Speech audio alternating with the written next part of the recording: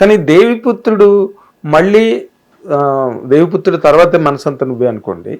దేవి లాంటి అన్ని కష్టాలు పడి అంత స్ట్రగుల్తో దేవి అప్పుడు పేపర్స్లో, అంటే నేను రాసిన వాళ్ళలో ఉన్నాను, అన్ని మీడియాస్లోని పేపర్స్లోని రాశారు. డిస్ట్రిబ్యూటర్లే ప్రెస్ మీట్ పెట్టి థియేటర్లో లవకుశ లాంటి హిట్ ఇది అని చెప్పి మళ్ళీ మాట్లాడారు అందరూ.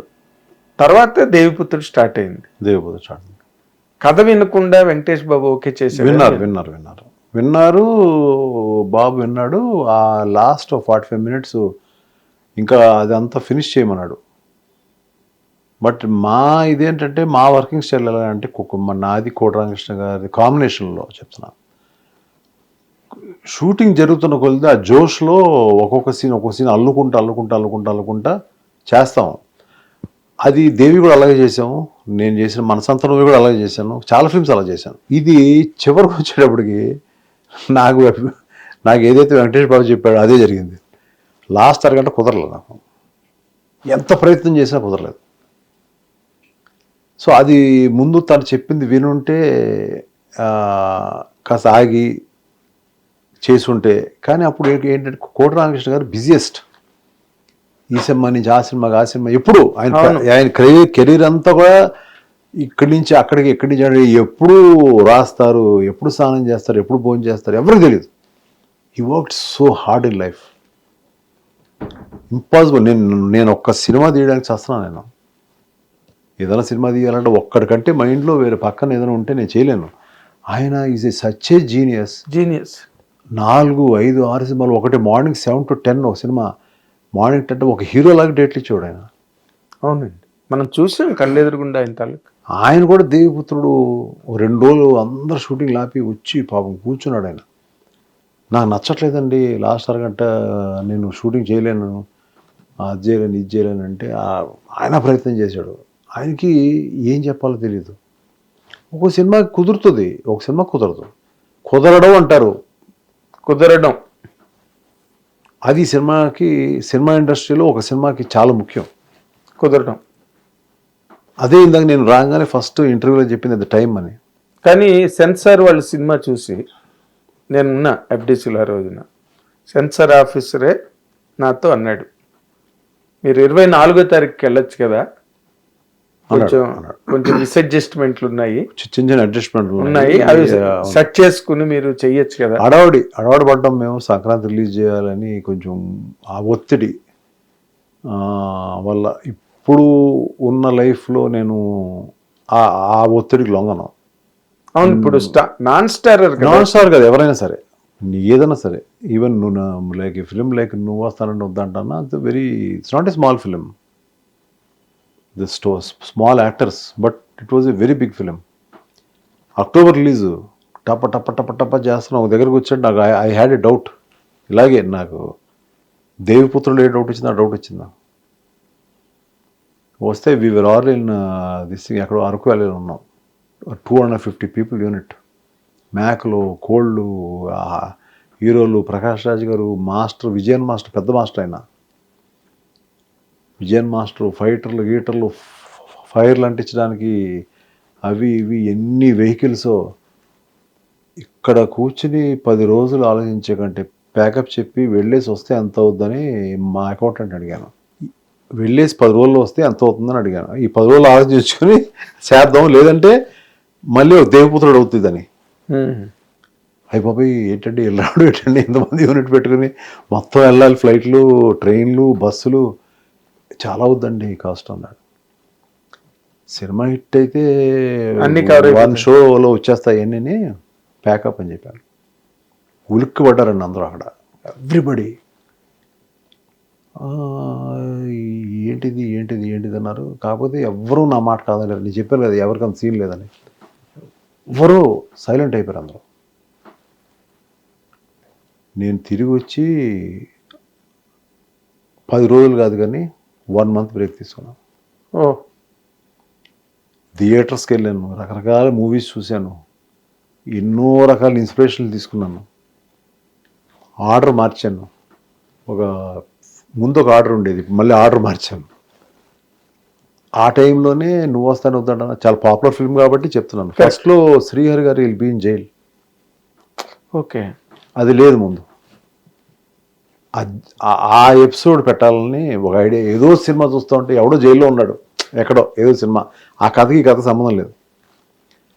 జైల్లో ఉన్నాడు వీడు, ఓపెనింగ్లో ఏదో బాగుంది, ఇందులో కూడా శ్రీగారి ఓపెనింగ్ ఎలా ఉంటుందని నేను చూస్తాను. పక్కన ఆవిడ సినిమా చూడండి అటుపెట్టి చూస్తున్నారంటే అని అడుగుతున్నాను. అంటే ఆల్రెడీ ఆలోచించేస్తాను.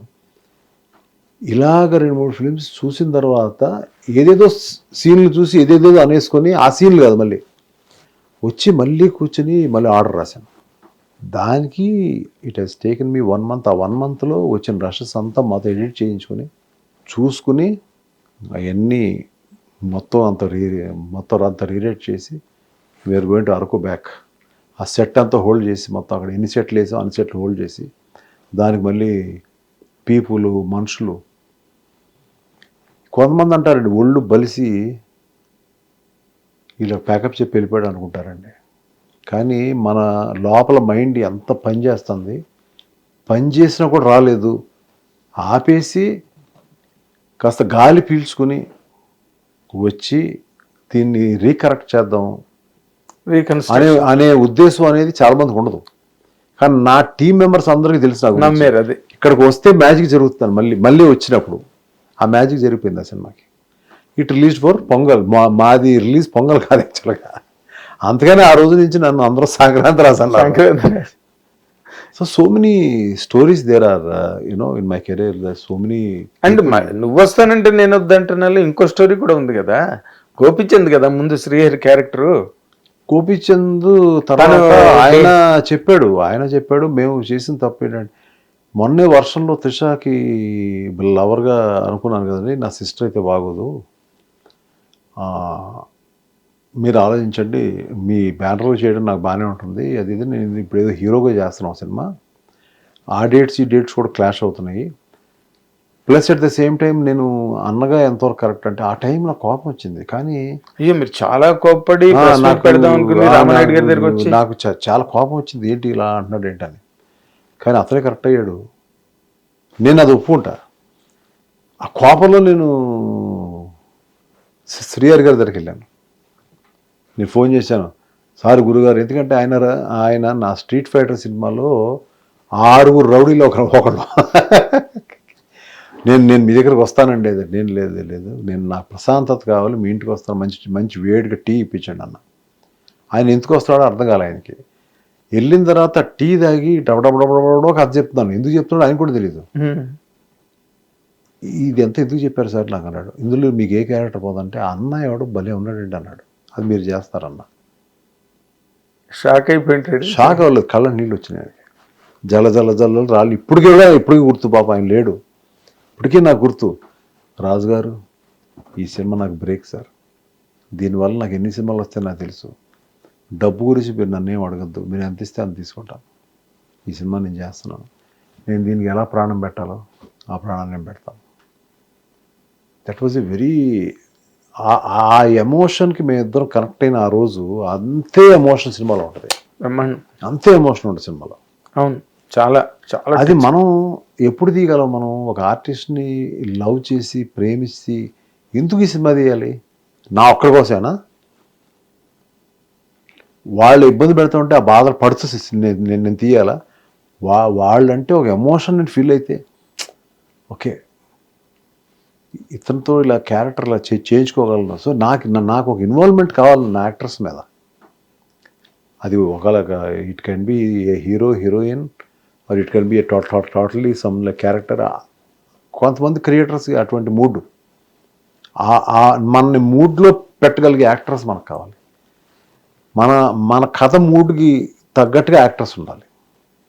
మూడు చెడగొట్టే యాక్టర్స్ కాదు. మూడు చెడగొట్టే ఆర్టిస్ట్ చాలా కష్టం, అప్పటికప్పుడు తీసేస్తాను స్పాట్లో. ఎంతమంది తీస్తుంటారండి అలా మీరు సినిమాల నుంచి? అదే అలా ఇప్పుడు జరగలేదు కదా, ఇప్పుడు ఫిక్స్డ్గా అనుకున్న ఆర్టిస్టులతోనే చేశారనుకోండి. ఇప్పుడు ఒక ఫేజ్ అయిపోయింది మీ కెరీర్లో, చాలా ఫేజ్లు అయిపోయినాయి. సరే, ఫెయిల్యూర్స్ సక్సెస్ఫుల్ ఫేజ్లు వదిలేండి, ఒక ప్రొడ్యూసర్ ఫేజ్ కాదు ఇప్పుడు, మీరు డైరెక్టర్ అయ్యారు, రైట్?